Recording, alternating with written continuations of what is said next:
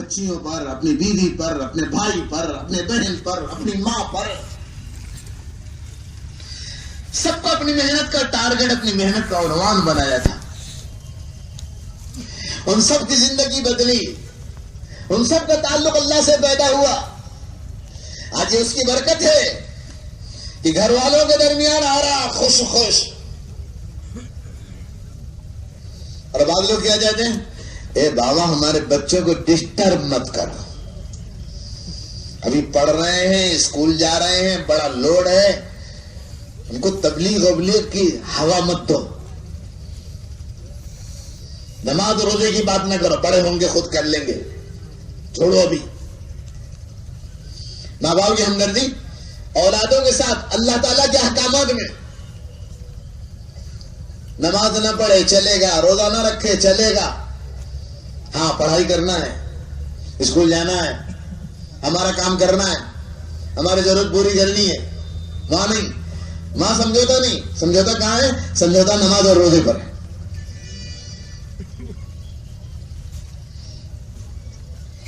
تو ایسے لوگوں کا بھی ٹھکانہ اللہ نے بتلایا ہے. وَأَمَّا مَنْ أُوتِيَ كِتَابَهُ وَرَاءَ ظَهْرِهِ فَسَوْفَ يَدْعُو ثُبُورًا وَيَصْلَىٰ سَعِيرًا إِنَّهُ كَانَ فِي أَهْلِهِ مَسْرُورًا. بعض لوگوں کے بائیں ہاتھ میں پیٹھ کے پیچھے سے نام عمل دیا جائے گا، وہ موت پکاریں گے، موت. جی ایسی سختی کا عالم ہوگا جو کہیں گے اللہ موت دے دے میں مر جاؤں. اعلان کرنے والا اعلان کرے گا، لا تدعوا اليوم صبورا واحدا وادعوا صبورا كثيرا. ایک موت نہیں بھائی صاحب، 1000 مرتبہ بھی موت کی تسبیح پڑھو گے اب موت آنے والی نہیں ہے. وَيَصْلَىٰ سَعِيرًا. قرآن ٹھکانہ بیان کر رہا ہے کہ وہ تو جہنم میں عہدہ ڈھکیل دیا جائے گا. کیوں؟ اِنَّهُ كَانَ فِي أَهْلِهِ مَسْرُورًا. وہ جب اپنے گھر میں رہا کرتا تھا، اپنی فیملی میں رہا کرتا تھا تو نو ڈسٹرب، نو ٹینشن. ہاں ہم کو یہ تقوی، طہارت، دینداری، اسلام، سنت، یہ سب ہم کو نہیں چاہیے. ہماری فیملی کو ڈسٹرب مت کرو بھائی، ہم کو ڈسٹرب مت کرو. انہو کان فی اہلہ مسرورا. یا تو دنیا میں خوشی خوشی آزادی کی زندگی گزار لو اور آخرت میں مصیبت کی اور پریشانی کی زندگی گزارنا پڑے گا. اور یا تو دنیا میں آخرت کے غم کے ساتھ پابندی کی زندگی گزار لو، آخرت میں اللہ ایسا آزاد کر دے گا، ایسا خوش کر دے گا کہ اللہ کی قسم سرکار دو عالم صلی اللہ علیہ وسلم فرماتے ہیں کہ اگر اللہ نے موت باقی رکھی ہوتی تو خوشی سے میدان قیامت میں مر جاتا. خوشی سے موت کے وقت مر جاتا، خوشی سے اپنی قبر میں مر جائے، خوشی سے جنت میں مر جاتا. ایسی خوشی.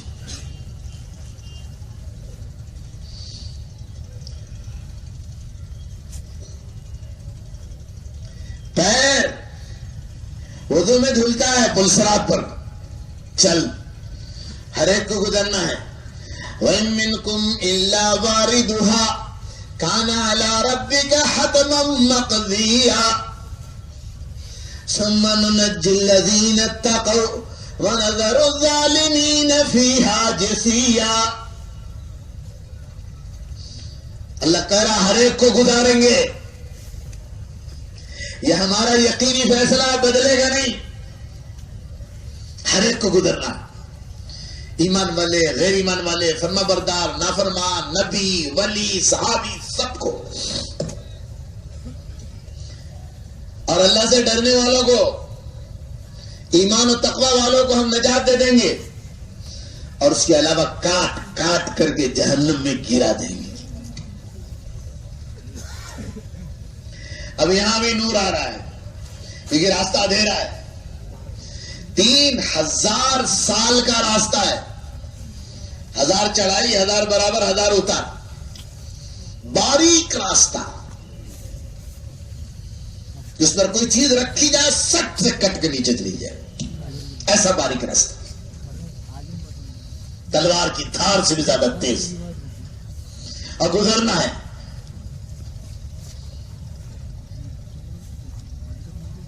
تو جن کے پاس روشنی ہوگی، قرآن نے روشنی والوں کا تذکرہ کیا، یوم تری المؤمنین والمؤمنات یسعی نورہم بین ایدیہم وبایمانہم بشراکم اليوم جنات تجری من تحتها الانہار۔ جس دن ایمان والوں کو آپ دیکھیں گے اے نبی، مردوں کو بھی عورتوں کو بھی، ان کو اللہ روشنی دے گا ایمان کی، بین ایدیہم وبایمانہم، سامنے بھی چل رہی ہوگی روشنی، رائٹ سائڈ بھی اس کی روشنی ہوگی جی، اور وہ چل رہا ہوگا پرسرت، کوئی گھبراہٹ نہیں، کوئی ٹینشن نہیں، کوئی پریشانی نہیں، کوئی بے چینی نہیں، اور فرشتہ جنت کی کمنٹری سنا رہا ہوگا، بشراکم اليوم جنات تجری من تحتها الانہار۔ اے بندے، تو نے ایمان پر جو محنت کی ہے، ایمان کی جو روشنی بنائی ہے جی، اور ایمان کو جو سینوں میں تیار کیا ہے، اور ایمانی اعمال کو جو زندگیوں میں اتارا ہے، اے بندے تیرے اس عمل کی بنا پر اللہ نے جنت میں ایسے محلات بنائے ہیں جس کی صفت ایسی ہے، ایسی ہے، ایسی ہے، ایسے باغات بنائے ہیں جس کی صفت ایسی ہے، ایسی ہے، ایسی ہے، ایسے خطاب عطا کیے ہیں جو ایسی صفات کے مالک ہیں جی، تیرے لیے نہریں جاری کی ہیں، اور تیرے لیے اللہ تعالیٰ نے جنت میں حوریں رکھی ہیں جو ایسی ہیں، ایسی ہیں، ایسی، اور وہ مست سن رہا ہوگا، اسے پتہ بھی نہیں چلے گا پلسرات پر سے گزرنے کا۔ سرکار دو عالم سے اعظم یہ ارشاد ہے، جب وہ جنت کے دروازے پر یکایک پہنچے گا، کہے گا فرشتوں جنت آ گئی؟ ہاں آ گئی۔ ہم تو سنتے تھے کہ جہنم بنائی اللہ نے، جہنم پر اللہ نے پل بچھایا ہے، وہ 3000 سال کا راستہ ہے، اس پر سے ہر ایک کو گزرنا ہے، ہمیں تو کچھ دکھلائی نہیں دیا، کیا ہوا یہ؟ فرشتے کہیں گے حضور گزر کر کے آ بھی گئے، آپ نے جب قدم رکھا تھا اسی وقت اللہ تعالیٰ نے آپ کے ذہن اور دماغ سے دھلوا دینے کے لیے جنت کی کمنٹری شروع کروا دی تھی، اور ہم آپ کو سنا رہے تھے، آپ مست ہو کر کے سن رہے تھے، اور جب پل صراط پر سے گزر رہے تھے تو جہنم کہہ رہی تھی اسر یا مومن، اسر یا مومن فإن نورک تدفع ناری، اے مومن جلدی گزر، جلدی گزر، جلدی گزر، تیرے ایمان کے نور نے میرے جہنم کے شعلوں کو ٹھنڈا کر دیا ہے، گزر، جلدی بھاگ بھاگ، جلدی نکل، جلدی نکل، ایمان کے نور نے میرے شعلوں کو ٹھنڈا کر دیا جی۔ کیا کیا بتلاؤں میں، اس پر محنت کرنے کا یہ زمانہ ہے، بنا لو ایمان اور بنا لو اپنی زندگی۔ میں کہہ رہا تھا کہ آدم علیہ السلام کے پاس جبریل امین علیہ السلام 3 چیزیں لائے، بھول گئے کہ یاد ہے بھول گئے یار، بہت کچے لوگ ہو، ارے یاد ہے کہ بھول گئے؟ یاد ہے، 3 چیزیں لائے، 3 چیزیں، دینداری، اچھے اخلاق اور عقل، عقل لائے، تینوں پیش کیا۔ آدم علیہ السلام کہنے لگے کہ جبرائیل میں ان چیزوں کے اندر بھلائی، اور کہا کہ اللہ نے کہا کہ تینوں میں سے ایک لینا، تینوں میں سے ایک لے لو، چاہے دینداری لے لو، چاہے اچھا اخلاق لے لو، اور چاہے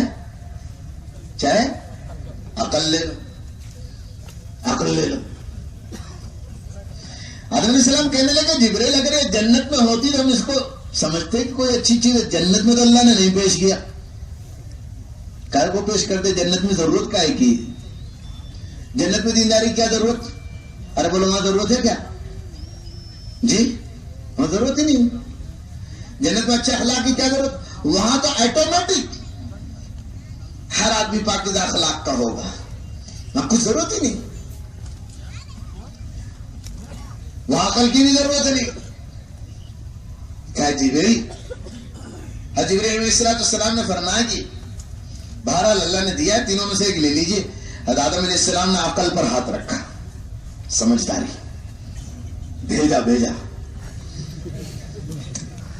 یہ سوچ سمجھ. بھیجا تو گدھے کو بھی ہوتا ہے، وہ بھیجا نہیں. یہ بھیجے میں سوچ ہو، سمجھ ہو، سوجھ بوجھ ہو، جی فکر کی صلاحیت ہو، وہ بھیجا. ورنہ بھیجا تو گدھے کو بھی ہوتا ہے، بھینس کو بھی ہوتا ہے، بیل کو بھی ہوتا ہے. ارے ہوتا نہیں ہوتا، کھاتے ہو نہیں بھیجا. ہاں.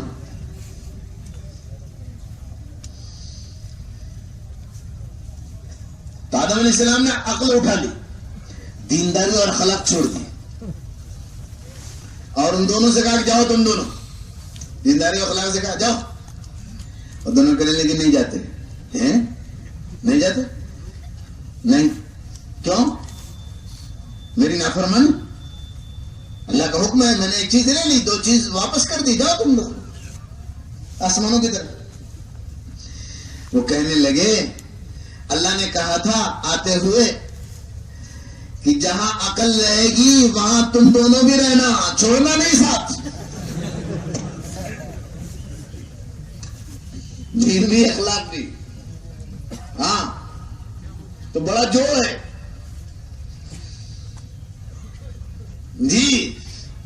اور اللہ نے یہ عقل کیوں دی؟ ارے سوچو اس دنیا میں ہمیں اللہ نے کیوں بھیجا ہے؟ اتنی بڑی کائنات، اتنا بڑا نظام، اس پورے نظام کا ایک مخدوم، سارے خادم. جی زمین خادم، درخت خادم، جی سورج خادم، ستارے خادم، سیارے خادم، آسمان خادم، حتیٰ کہ جبرائیل بھی خادم، میکائیل بھی خادم، اسرافیل بھی خادم، اسرائیل بھی خادم، حاملین عرش بھی خادم. ارے ایک انسان ہے جس کی خدمت پر کائنات لگی ہوئی ہے، کوئی تو وجہ ہوگی. یہ یوں ہی ہے.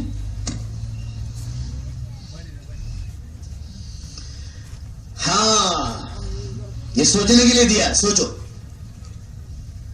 اور جب سوچو گے اور اس کی تہ تک پہنچو گے تو اللہ دینداری کی توفیق دے گا. اور جب دینداری پر آؤ گے تو دینداری حسن اخلاق زندگیوں میں آئے گی.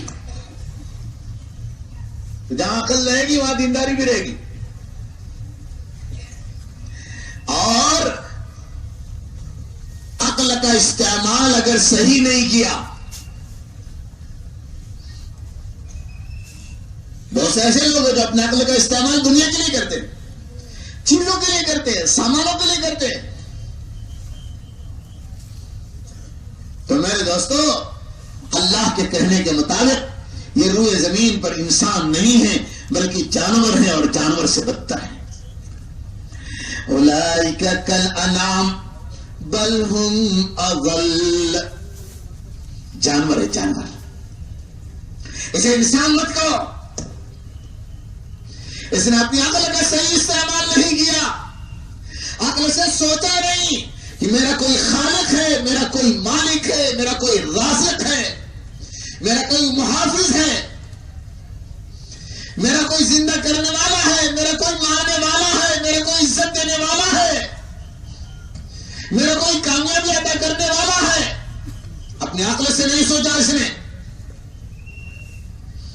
جہنم والوں کے تعلق سے قرآن نے کہا، جہنمی کہیں گے وَقَالُوا لَوْ كُنَّا نَسْمَعُ أَوْ نَعْقِلُ مَا كُنَّا فِي أَصْحَابِ السَّعِيرِ. کہیں گے ہائے ہائے ہم نے اللہ کے دین کی بات سن لی ہوتی. وَقَالُوا لَوْ كُنَّا نَسْمَعُ أَوْ نَعْقِلُ، سن لی ہوتی.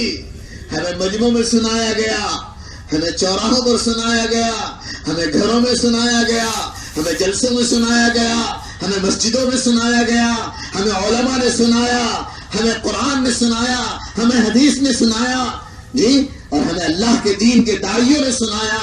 محافظوں نے سنایا، جی ہمیں کتنے لوگوں نے سنایا، کاش حقیقت کے کان لگا دیتے، لو کننا نسمع او نعقل، اور سن کر کے سمجھ لیتے کہ ہمیں کون سا قدم اٹھانا ہے، تو آج جہنم والوں میں ہمارا شمار نہ ہوتا۔ وقالوا لو كنا نسمع او نعقل ما كنا في اصحاب السعير۔ وہ دن نہ آ جائے کہ حسرت سے یہ کہنا پڑے لو كنا نسمع او نعقل ما كنا في اصحاب السعير۔ ہم نے سوچا سمجھا ہوتا تو آج یہ دن دیکھنا نہ پڑتا۔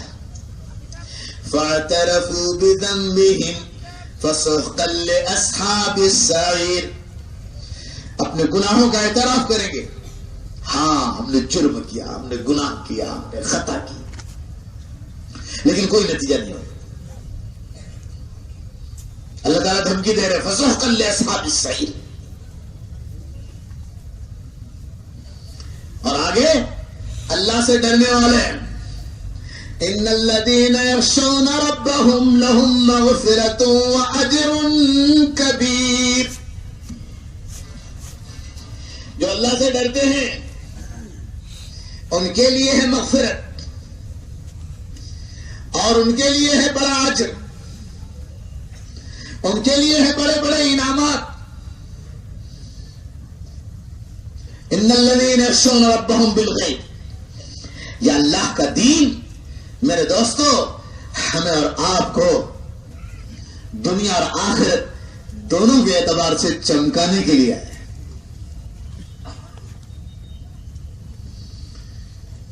دین پر محنت کر لے، اللہ کے حکم پر عمل کر لے، زندگی گزار لے رسول پاک صلی اللہ علیہ وسلم والی۔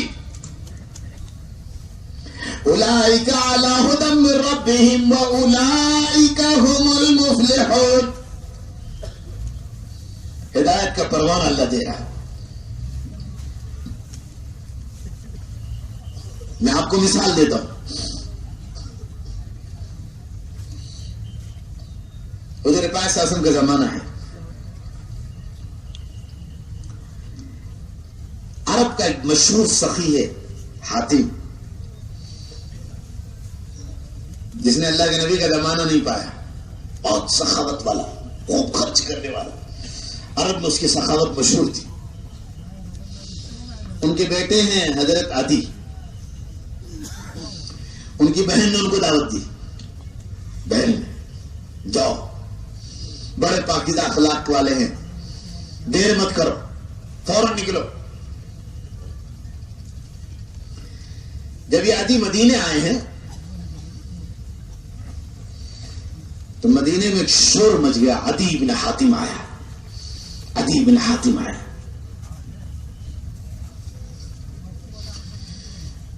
لوگ اللہ کے نبی کے پاس لے گئے،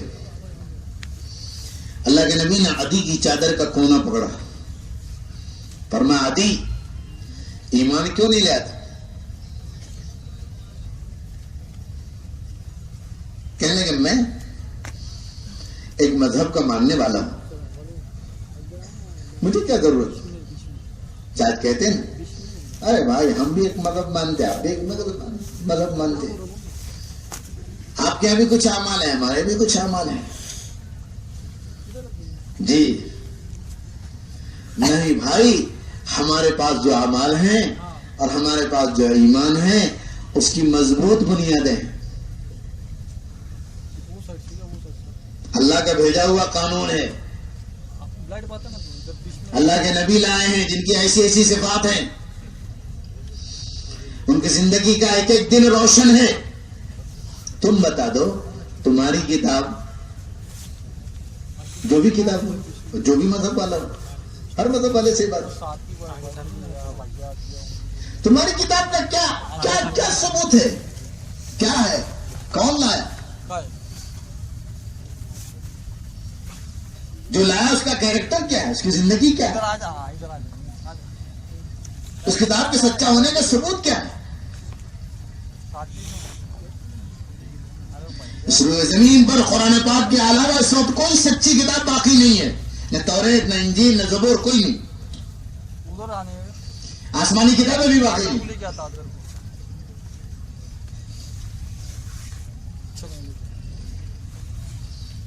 ہمارے مذہب کی تو بنیاد ہے یہی نہیں ہے. اس لیے ہم ڈنکے کی چوٹ پر اللہ کے دین کی دعوت دیں گے,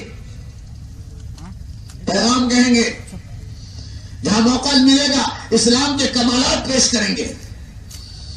اسلام کا یہ کمال ہے, یہ کمال ہے, یہ تمہارے پاس کیا ہے؟ ماں کے ساتھ کیسے رہنا ہم اسلام بتلائے گا, باپ کے ساتھ کیسے رہنا اسلام بتلائے گا, پڑوسی کے ساتھ کیسے رہنا اسلام بتلائے گا. اور کس کے پاس یہ سبق ہے؟ جی. تو میرے دوستو, عدی بن حاتم نے کہا ایسے ہی کہ میں تو ایک مذہب کا ماننے والا ہوں, مجھے کیا ضرورت مذہب کی. اللہ کے نبی نے فرمایا کہ عدی میں تیرے مذہب کو تجھ سے زیادہ جانتا ہوں. میرا مذہب آپ جانے؟ کہا ہاں. تو رکوسیت مذہب کو مانتا نا؟ ہاں. نصارہ اور صابئین کے درمیان کے ایک مذہب ہے. اور تیرے مذہب میں قوم سے مال وصول کیا جاتا ہے, چوتھائی مال غریبوں, بیواؤں, مسکینوں کے لیے. کہاں؟ اور ادھی وہ مال تم خود کھا جاتے ہو کہ نہیں؟ تمہارے لیے ناجائز ہے, پھر بھی تم وصول کرتے ہو اور کھا جاتے ہو. اور عیدی میں بتلاؤں تم ایمان کیوں نہیں لاتے؟ تو عیدی کہتے ہیں اللہ کے نبی کی ان دو باتوں نے تو میری گردن جھکا دی, سر اٹھانے کے قابل نہیں رہا. فرمایا کہ عیدی بتلاؤ تو کوئی ایمان نہیں لاتا. کہاں بتلائی؟ اس لیے ایمان نہیں لے آتا تو اسے نظر آ رہا ہے کہ ایمان والے تو بڑے کمزور لوگ ہیں. کون لوگ ہیں؟ کمزور لوگ, غریب لوگ, جن کو ان کی قوم نے مکے سے نکال کر کے مدینے میں پھینک دیا. ایسے لوگوں کی بات کیا مان؟ یہ دھوکہ ہر زمانے میں یہ دھوکہ لگتا ہے. ایمان والے غیر ایمان والوں کو, ایمان والے بے ایمانوں کو, اور ایمان والے ایمان عمل والے کمزور ایمان والوں کو کمزور دکھائی دیتے. ہاں, تبلیغ میں ہو جائے جس کے پاس فرصت ہو, جی میرے جیسا مالدار آدمی, میرے جیسا پڑھا لکھا آدمی, میرے جیسا آفیسر آدمی, میرے جیسا سیاست کا آدمی, میرے جیسا کرسی والا آدمی, وہ تھوڑی دیندار ہوگا. دینداری تو غریبوں کے لیے, جماعت تو غریبوں کے لیے, فرصت والوں کے لیے. مجھے کیا فرصت ہے؟ عدی تمہیں کمزور نظر آتے, سن لو, ایمان کی برکت سے اللہ ایمان والوں کو اتنی قوت اور طاقت دے گا کہ اللہ ایمان والوں کے ذریعے کسرا ابن ہرمز کو بھی فتح کر دے. زمانے میں کسرا سب سے سپر طاقت ہے.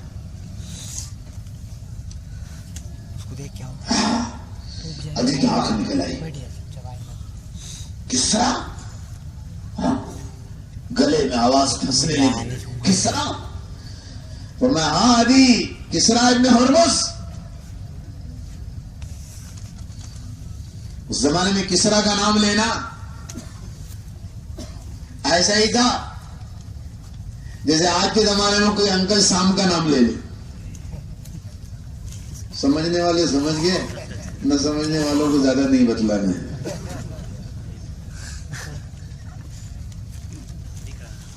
کسرا,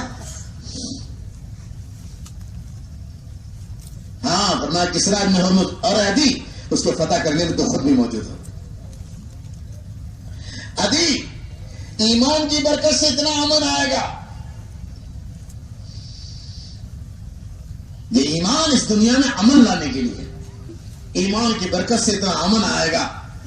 ایک عورت سنا حضرموت سے چلے گی, اکیلی ہوگی, تنہا ہوگی, خوبصورت ہوگی, زیورات سے لدی ہوگی, مکہ آئے گی، خانہ کعبہ کا طواف کرے گی، اور اسے راستے میں نظر اٹھا کر دیکھنے والا کوئی نہیں ہوگا. یہ عرب کے اس خطے کے تعلق سے اللہ کے نبی کہہ رہے جہاں قافلے بھی سلامتی کے ساتھ گزر نہیں سکتے تھے، بڑے بڑے قافلے، بڑے بڑے گروپ نہیں گزر سکتے تھے. اللہ کے نبی کہہ رہے اتنا لمبا سفر کر کے آئے گی، اسے اللہ کے علاوہ کسی کا ڈر نہیں ہوگا.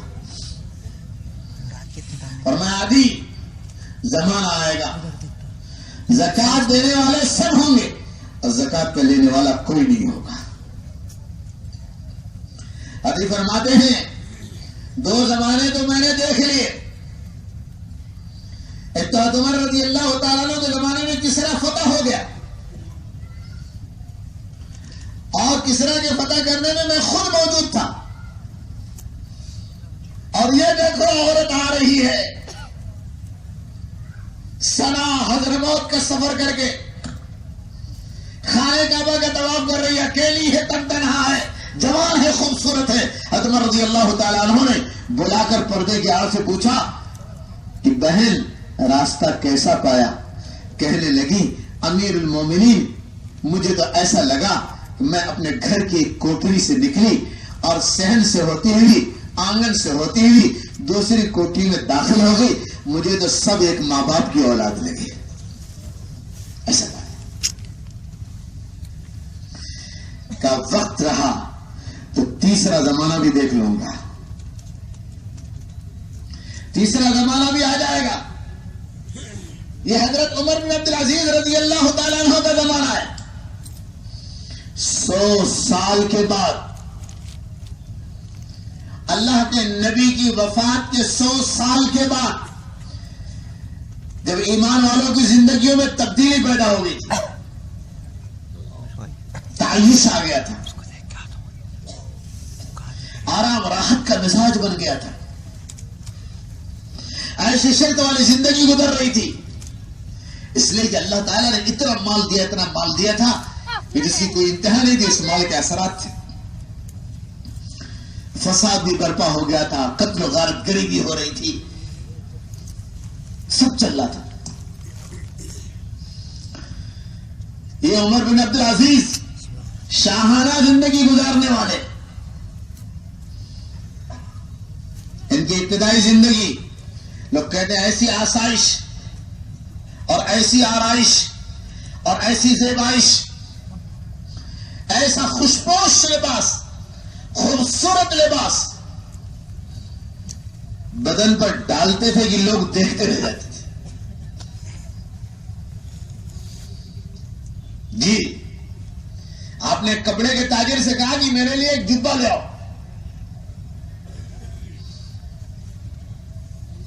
خوبصورت سا، تو وہ جبہ لایا 10 دینار کا. یہ 10 دینار آج کے زمانے سے 3 لاکھ روپے ہو گئے. 3 لاکھ روپے کا جبہ لایا، ریشم کا خوبصورت جبہ، بڑا نفیس، بہت عمدہ. عمر بن عبد العزیز نے اس پر ہاتھ پھیرا، کہنے لگے یہ بہت کھردرا معلوم ہوتا ہے، فائن نہیں ہے. ریشم کا جبہ ایسی شان تھی، کھردرا معلوم ہوتا ہے، رف بولتے، رف جیسے کھدر ہوتا ہے. کھدر بھی سمجھتے کہ نہیں سمجھتے؟ یہ نیتا لوگ پہنتے نا، جس کا سوت باہر رہتا ہے، ادھر سے ادھر، ادھر سے ادھر. جی پلین نہیں ہوتا، سب سوت کی گانٹھیں باہر رہتی، اس کو کھدر بولتے ہیں. ایسا بہت رف ہے، فائن نہیں. اور ایک مرتبہ جو لباس حضرت عمر بن عبد العزیز کے بدن پر چلا جاتا تھا، دوبارہ اس لباس کو نہیں پہنتے تھے. یہ شان تھی. خوشبو اتنی لگاتے تھے اور ایسی قیمتی لگاتے تھے کہ جب مجلس میں بیٹھتے تھے عمر بن عبد العزیز تو ایسا لگتا تھا کہ پوری مجلس مشک عنبر کی خوشبو سے بھری گئی. لوگ کہتے ہیں عنبر جیسی خوشبو عمر بن عبد العزیز کے داڑھی کے بالوں پر ایسے بکھری رہتی تھی کہ ایسا لگتا تھا کسی نے نمک چھڑک دیا. ایسی شاہانہ زندگی. لیکن جب خلافت ملی ہے، پہلے تو مدینے کے گورنر بنائے گئے. گورنر بنے ہیں تو چونکہ اسی زندگی سے گئے تھے تو ان کا سامان، ان کے استعمال کا جو سامان تھا وہ 30 اونٹوں پر لدا ہوا تھا. کتنے اونٹوں پر؟ 30 اونٹوں پر ان کے کپڑے لتے لدے ہوئے تھے. ہاں، ان کے استعمال کا جو سامان تھا. اور جب مدینے کی گورنری چھوڑی ہے تو اکیلے نکلے ہیں اپنے غلام کے ساتھ. تبدیلی پیدا ہو چکی تھی. اور ایک کوئی نہیں، رات کی تاریکی میں نکلے ہیں کہ لوگ پکڑ لیں گے کہ کہاں جا رہے ہیں امیر المومنین چھوڑ کر کے. یہ گورنری کا زمانہ ہے. رات کے اندھیرے میں مدینہ چھوڑا ہے کہ کوہرام مچ جائے گا مدینے میں. ایسے لوگ تھے، ان کے ایسے چاہنے والے تھے. تو جب خلافت کا زمانہ آیا ہے تو سب سے پہلے آپ کی جتنی جاگیر تھی، جب آپ کو خلافت ملی، جتنی جاگیر تھی، جتنا مال اسباب تھا، سب کو اٹھا کر کے بیچ دیا. جس کے آپ مالک تھے سب کو بیچ دیا، نیلام کیا. 23-24 ہزار دینار میں بکا ہے. میں نے محتاط انداز کا حساب لگایا تو 60 کروڑ روپے بنتے ہیں. یہ سب لوٹانے کے بعد آپ کا سامان تھا سب بیت المال میں داخل کر دیں. سواری، خدمتگار، جی جتنے آپ کے خیمے تھے، جتنی قناتیں تھی، جتنے لباس تھے، جتنی خوشبو تھی، سب کو بیت المال میں داخل کر دی. یہاں تک کہ عمر بن عبد العزیز رضی اللہ تعالیٰ عنہ کے گھر میں واقعہ ہے. زندگیوں کے اندر تبدیلی پیدا کر دینا، یو ٹرن دے دینا، یہ کوئی معمولی کام نہیں. دیکھو، تنگی کی، پریشانی کی زندگی وسعت اور راحت کی طرف چلی جائے، آدمی کو پتہ بھی نہیں چلتا، بہت اچھا لگتا ہے، آگے آدمی بڑھتا چلا جاتا ہے. جی کل کھانا سادہ تھا، آج اچھا کھانا ہے. کل ایک سالن تھا، آج 2 3 سالن ہے. کل ہفتے میں ایک کپڑا پہنتے تھے، آج روزانہ بدلتے ہیں. کل ایک جھونپڑی تھی اور آج شاندار بنگلہ ہے.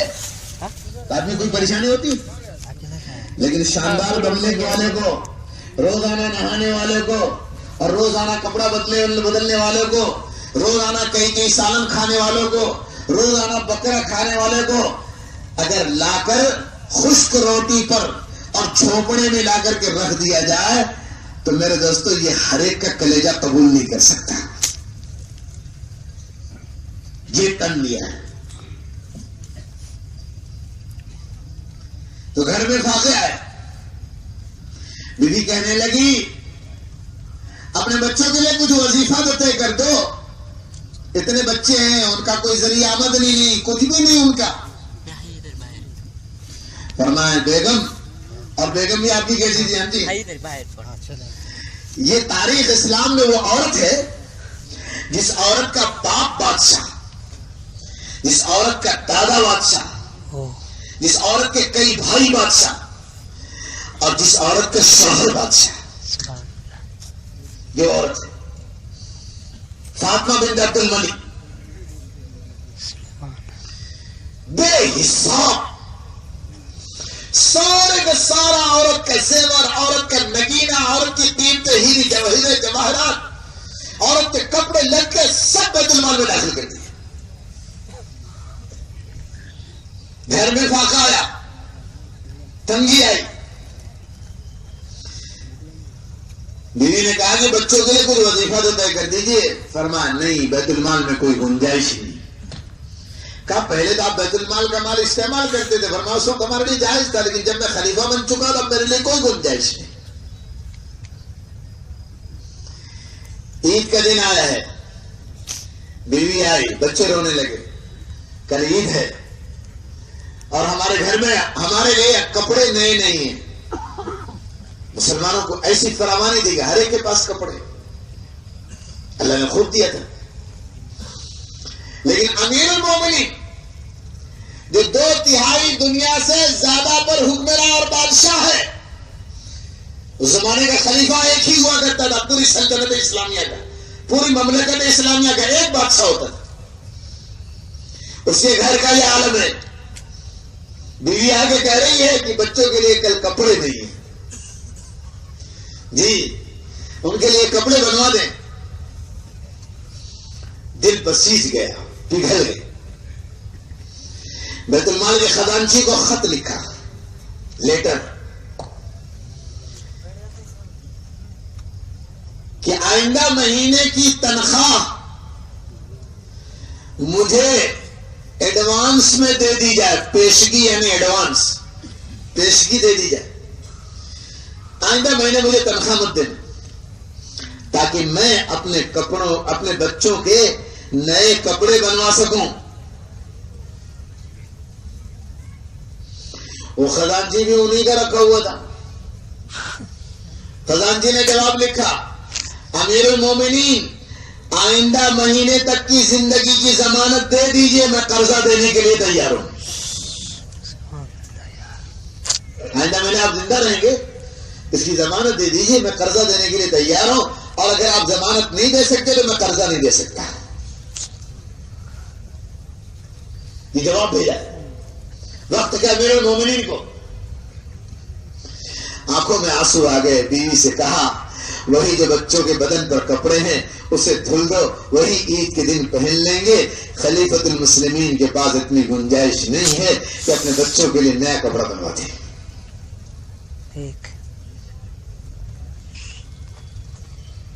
یہ قربانی رعایا کے لیے مرتے تھے, رعایا کے لیے قربانیاں دیتے تھے. اللہ کا دین دنیا میں زندہ ہو جائے, بس ایک فکر تھی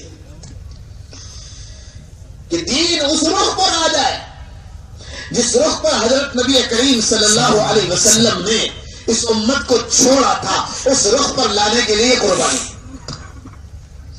جس رخ پر ابوبکر صدیق تھے, جس رخ پر عمر فاروق تھے, جس رخ پر عثمان غنی تھے, جس رخ پر علی المرتضی تھے رضی اللہ تعالی عنہم اجمعین, اس رخ پر آ جائے. مولانا الیاس رحمۃ اللہ علیہ فرماتے تھے نا کہ میں چاہتا ہوں اس محنت کے ذریعے سے امت اس مقام کو آ جائے جس مقام پر حضرت نبی کریم صلی اللہ علیہ وسلم نے اپنی امت کو چھوڑا تھا. دین کے اس درجے تک امت پہنچ جائے جس درجے پر اللہ کے نبی نے چھوڑا تھا. یہی فکر حضرت عمر بن عبدالعزیز رضی اللہ تعالیٰ عنہ کی تھی. جی تو نتیجہ کیا ہوا, انعام کیا ملا اس کا؟ حکمرانوں کی زندگیاں بدل گئی. اس کے لیے قربانی دینی پڑی, جھگڑے مول لینے پڑے, دشمنیاں مول لینی پڑی, لیکن حکمرانوں کی زندگی میں سادگی آ گئی. انہوں نے جو جاگیریں لی تھی وہ واپس کر دی. سب کی زندگیوں میں ایک انقلاب برپا ہو گیا. اور اللہ نے کیا دیا؟ اللہ اکبر, اپنی اولادوں کی شاندار تربیت کی. عمر بن عبدالعزیز رضی اللہ تعالی. وقت کا مورخ لکھتا ہے,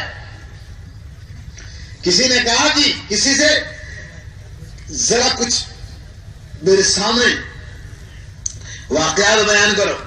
کہا دیکھے ہوئے بیان کرو کہ سنے ہوئے؟ بہت بڑے آدمی نے بڑے آدمی سے کہا دیکھے ہوئے بیان کرو, سنے ہوئے کیا بیان کرو؟ کہا ان نگاہوں نے دیکھا. وقت کا بادشاہ منصور, اس نے کہا تو کہا دیکھے ہوئے بیان کرو. کہا امیر المومنین ان نگاہوں نے دیکھا ہے کہ عمر بن عبدالعزیز رضی اللہ تعالیٰ عنہ کے 11 بیٹے تھے. 11 بیٹے اور کچھ بیٹیاں تھیں.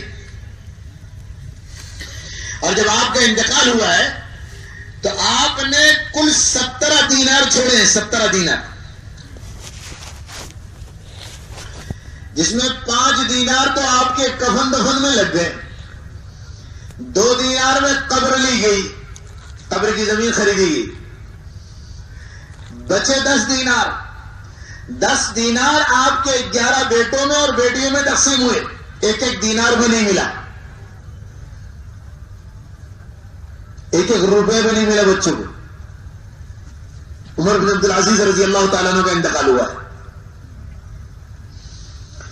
کسی نے انتقال سے پہلے کہا کہ امیر المومنین، پوری زندگی اپنے بچوں کا منہ آپ نے سوکھا رکھا، کم سے کم جاتے جاتے کچھ جاگیریں، کچھ جائیدادیں بچوں کے نام سے کر لے، یہ بھیکاری نہ رہے۔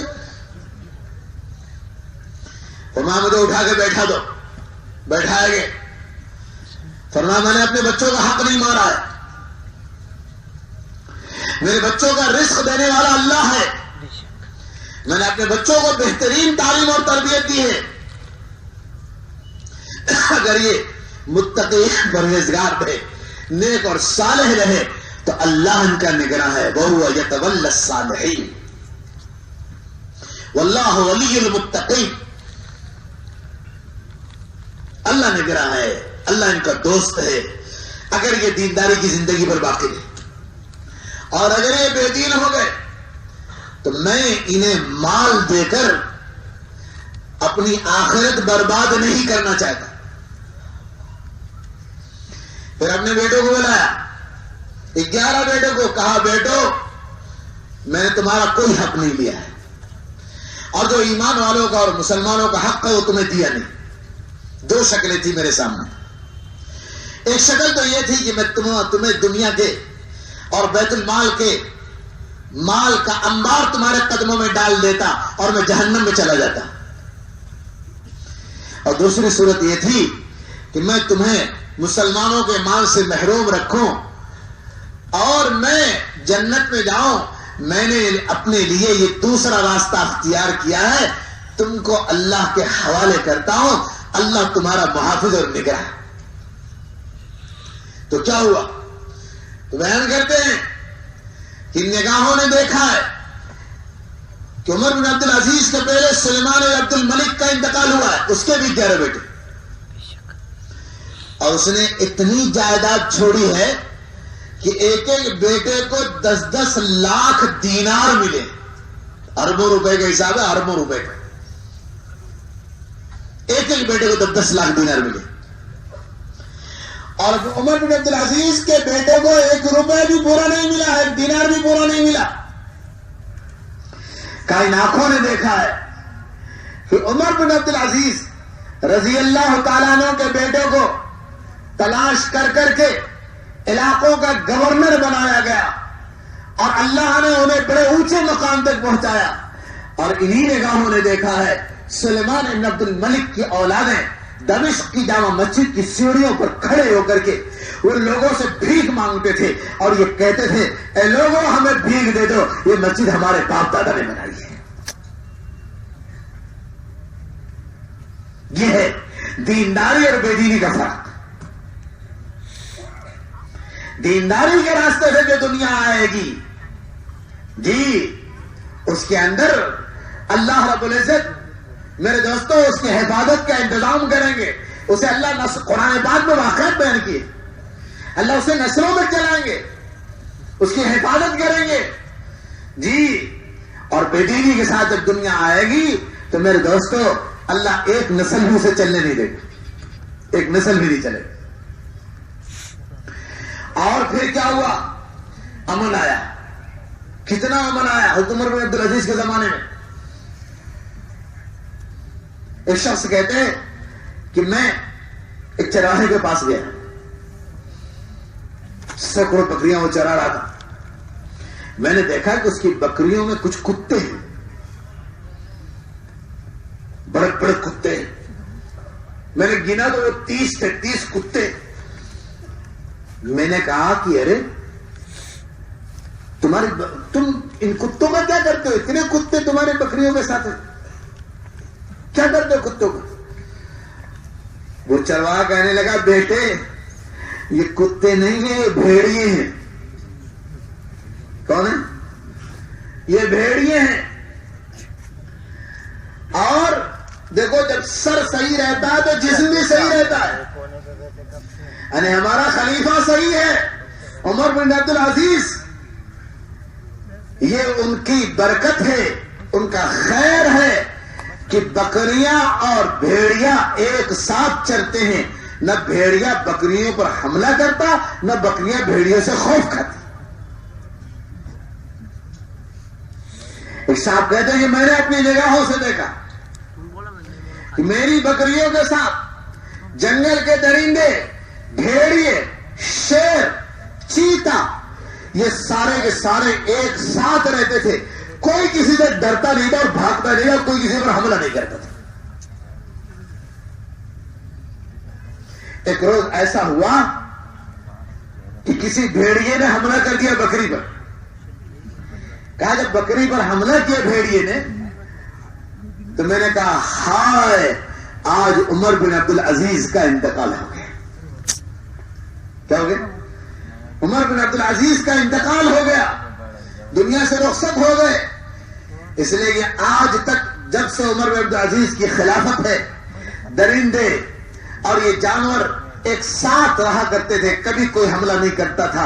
آج بھیڑیے نے حملہ کیا ہے، ضرور کوئی نہ کوئی بات ہوئی ہے. جب تحقیق کی گئی تو پتا چلا کہ اسی وقت عمر بن عبد العزیز کا انتقال ہوا تھا. یہ منایا جس کی پیشین گوئی سرکار دو عالم صلی اللہ علیہ وسلم نے کی تھی. یہ وہ خلافت ہے جس کی پیشین گوئی حضرت عمر رضی اللہ تعالیٰ عنہ نے کی تھی. یہ وہ خلافت ہے جس کی پیشین گوئی حضرت خضر علیہ السلام نے کی تھی. یہ وہ خلافت ہے جس کی پیشین گوئی رسول پاک صلی اللہ علیہ وسلم کے ساتھ اور اللہ کے نبی کے ہاتھ پر بیعت کرنے والے جنات صحابہ نے کی تھی. یہ آپ نے، یہ ایمان کی برکات ہے. اور پھر کیا ہوا؟ اللہ نے اتنا دیا کہ زکات کے دینے والے سب ہوں گے. اللہ کے نبی نے کہا تھا لینے والا کوئی نہیں ہوگا. یہ زمانہ عمر بن عبد العزیز رضی اللہ تعالیٰ عنہ کا زمانہ. زکات کا مال لے کر کے نکل لیں، کوئی مستحق مل جائے، مستحق نہیں ملتا. چلتے چلتے دوسرا آدمی نکلا زکات کا مال لے کر کے، وہ بھی مستحق کی تلاش میں.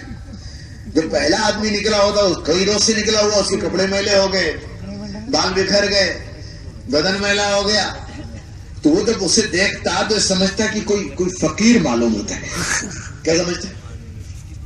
کوئی فقیر معلوم ہوتا ہے. جی سر پر فقیری کی گٹری ہے، جا رہا، اسے ملتا، سلام کرتا، ہلیک سلیک ہوتا اور اس سے کہتا کہ بھائی صاحب ایک بات کہوں. کیا؟ کہا بھائی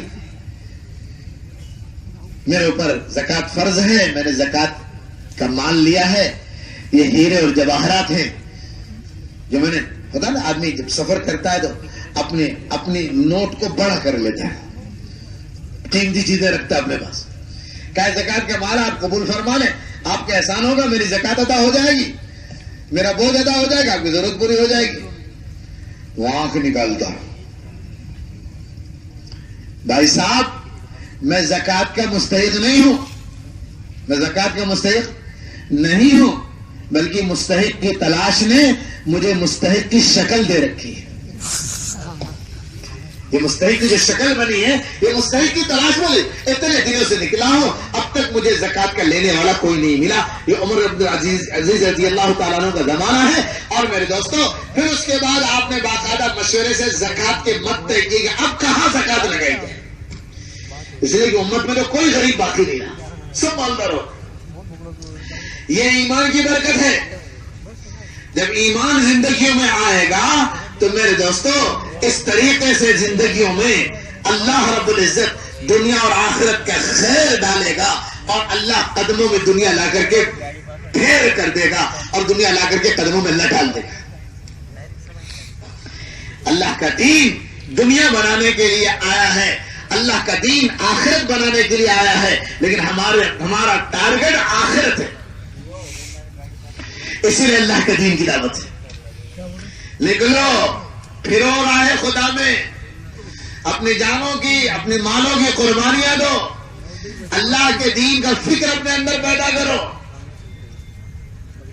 جی، اور اللہ ان بندوں سے کام لیتے ہیں جن بندوں کے اندر اللہ کے دین کے مٹنے کا غم پیدا ہو جائے. صحابہ تقریر نہیں کرتے تھے لمبی، ان کے 2-4 گھنٹے کے بیانات نہیں ہوتے تھے. صحابہ کی زندگیوں کو جو کوہن تھی، جو فکر تھی، وہ زندگیوں میں انقلاب برپا کر دیتی تھی. اولیاء اللہ کی زندگیوں کی جو کوہن تھی، جو فکر تھی، اس سے لوگوں کو ایمان ملتا تھا. یہ اندر کا درد و غم تھا، یہ اندر کا سوچ تھا، یہ اندر کی فکر تھی. سرکار تو عالم صلی اللہ علیہ وسلم راتوں کو جو کوڑھا کرتے تھے، دن میں جو محنت کیا کرتے تھے، اس کے نتیجے میں اللہ تعالیٰ عمر جیسے کو لا کر حضور پاک صلی اللہ علیہ وسلم کے قدموں میں ڈال دیتا تھا. حضرت عثمان آ رہے ہیں، حضرت عمر آ رہے ہیں، حضرت عبد الرحمن ابن عوف آ رہے ہیں، بڑے بڑے جیالے آ رہے ہیں.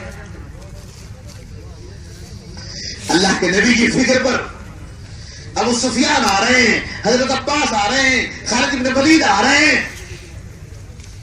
یہ بڑے بڑے جنرل، بڑے بڑے کرنل اللہ کے نبی کے قدموں میں آ رہے ہیں. یہ اللہ کے نبی کا سوچ، اللہ کے نبی کا فکر. بیان کرنا مقصود نہیں ہے. ارے بھائی اپنے کو تو 2 گھنٹے کا بیان آتا نہیں، اپنا کیا